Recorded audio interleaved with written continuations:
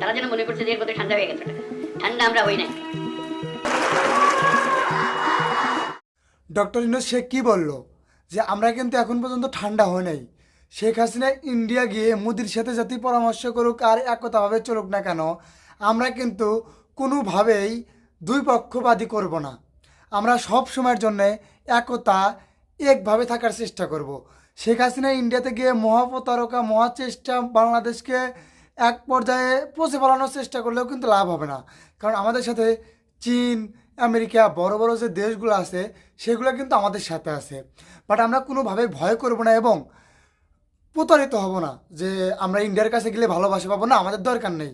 আমাদের এই ইন্ডিয়া মোদি যে চা বেশি বড় লোক হয়েছে তাকে আমাদের দরকার নেই। আমরা এরকম কোথাও যাব যেখানে গিয়ে বড় বড় জিনিসপাতি পাবো, যেমন আমেরিকা যাব, চায়নাতে যাব, যে বড় বড় রাষ্ট্র। তো যাই হোক না কেন, পুরো ভিডিওটা শুরু করলে ইনশাল্লাহ আপনি বুঝতে পারবেন। আশা করব পুরো ভিডিওটা আপনি ইনশাল্লাহ দেখবেন।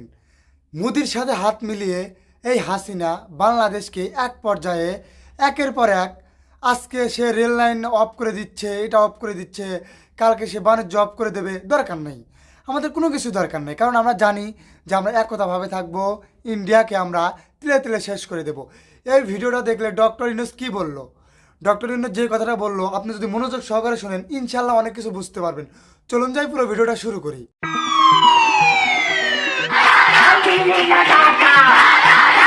তারা যেন মনে করছে যে এর মধ্যে ঠান্ডা হয়ে গেছে। ঠান্ডা আমরা হই নাই। বর্তমান দেশে নানা সংকট নিরসনে জাতীয় ঐক্যের লক্ষ্যে ছাত্রনেতা, রাজনৈতিক দল ও ধর্মীয় সংগঠনের প্রতিনিধিদের সঙ্গে বৈঠক করেছেন অন্তর্বর্তী সরকারের প্রধান উপদেষ্টা ডক্টর মোহাম্মদ ইউনূস। লড়াই করব, আমরা শুধু হাস্যকর যে প্রচেষ্টাগুলো হচ্ছে সেগুলো তুলে ধরার জন্য আপনাদেরকে আহ্বান জানিয়ে বিভিন্ন সংকট নিরসনে জাতীয় ঐক্যের আহ্বান জানিয়েছেন তিনি। এই পরিস্থিতিতে গুঞ্জন নির্বাচনের আগেই জাতীয় সরকার গঠন হতে পারে। এক্ষেত্রে অন্তর্বর্তী সরকার বহাল এবং ডক্টর মোহাম্মদ ইউনূসই সরকারের প্রধান উপদেষ্টা থাকবেন। উপদেষ্টা পরিষদে পরিবর্তন এনে বিভিন্ন রাজনৈতিক দলের প্রতিনিধিদের দায়িত্ব দেওয়া এবং উপদেষ্টার সংখ্যা বাড়ানো হতে পারে। কখন আমাদের সরকার বিদায় নেবে এটার জবাব আপনাদের হাতে। কখন আপনারা আমাদেরকে বিদায় দেবেন? বৈঠক সম্পর্কে সরকারের আইন উপদেষ্টা অধ্যাপক আসিফ নজরুল সাংবাদিকদের জানান, রাজনৈতিক দলগুলোর পক্ষ থেকে সবাই মিলে একটি সমাবেশ, পলিটিক্যাল কাউন্সিল করা, নিরাপত্তা কাউন্সিল করা সহ বিভিন্ন প্রস্তাব এসেছে। এই সবার মূল সুর ছিল যে আমাদের মধ্যে মত, পথ, আদর্শের ভিন্নতা থাকবে, আমাদের রাজনীতি ভিন্নতা থাকবে। বৈঠক শেষে জামায়াতের ইসলামী আমির সাংবাদিকদের বলেন, অপপ্রচার মোকাবেলায় আমরা সরকারের সঙ্গে কাজ করব। আমরা কারো পাতা ফাঁদে পা দেব না। শীঘ্রই ভালো খবর আসবে বলেও মন্তব্য করেন তিনি। এই সমস্ত অংশীদারদের সাথে মত বিনিময়ের পরে একটা জাতীয় ঘোষণা আসবে সরকারের পক্ষ থেকে, আমরা সেই ঘোষণার অপেক্ষায় থাকব।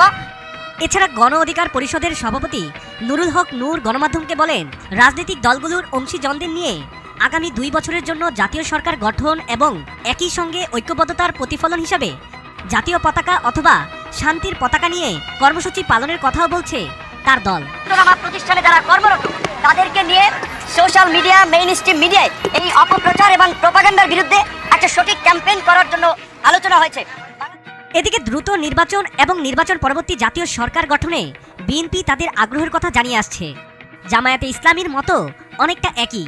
এছাড়া ধর্মীয় নেতাদের সঙ্গেও আলাপ করেন প্রধান উপদেষ্টা, যেখানে মুখ্য আলোচনার বিষয় ছিল জাতীয় ঐক্য। থাকবে, নানা ধর্ম থাকবে, নানা রীতিনীতি থাকবে, কিন্তু পরিবারে আমরা সবাই একই পরিবারের সদস্য।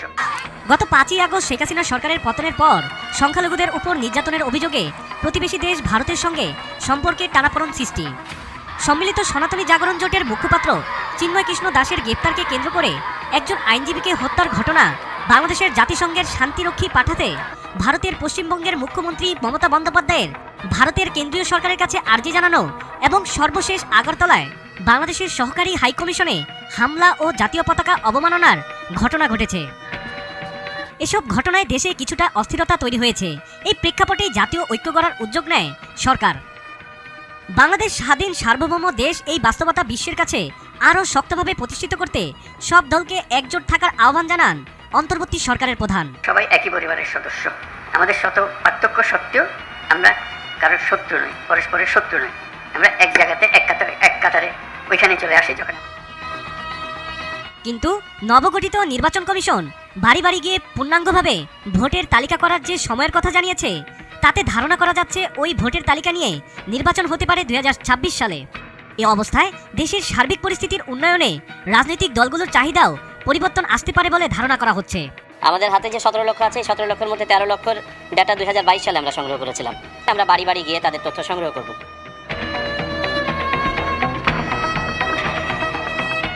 সাব্বির হাসান, মাছরাঙ্গা টেলিভিশন। আশা করছি অবশ্যই আপনি পুরো ভিডিওটা দেখছেন বা শুনছেন। কি শুনলেন? যে আমরা কোনোভাবেই ফাটল ধরবো না, আমরা একভাবে থাকবো এবং ডক্টর ইউনূস স্যার অনেক ভালো মনের মানুষ, সে ধীরে ধীরে বাংলাদেশকে অনেক উন্নত করবে সেই আশাবাদী রেখে আজকের ভিডিওটা এই পর্যন্তই। যদি চ্যানেলে নতুন হয়ে থাকে অবশ্যই চ্যানেলটা সাবস্ক্রাইব করে যাবেন, বেশি বেশি করে শেয়ার করবেন এবং কমেন্ট করবেন। সবাইকে অন্তরস্থল থেকে ধন্যবাদ।